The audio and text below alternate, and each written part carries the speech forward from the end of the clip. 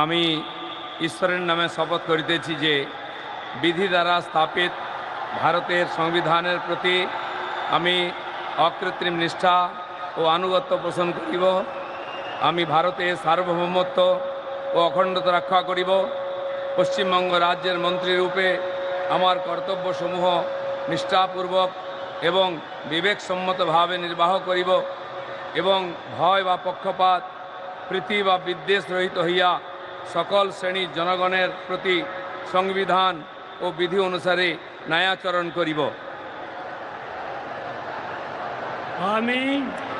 আমি শ্রী দিলীপ কুমার ঘোষ ঈশ্বরের নামে শপথ করিতেছি যে পশ্চিমবঙ্গ রাজ্যের মন্ত্রীরূপে যে কোনো বিষয় যাহা আমার বিবেচনার জন্য আনিত হইবে বা আমি জ্ঞাত হইব, তাহা ওই মন্ত্রীরূপে আমার কর্তব্যসমূহের যথাযথ নির্বাহের জন্য যেরূপ আবশ্যক হইতে পারে তদ্ব্যতিরেকে আমি প্রত্যক্ষ বা পরোক্ষভাবে কোনো ব্যক্তি বা ব্যক্তিগণের নিকট জ্ঞাপন করিব না বা প্রকাশ করিব না।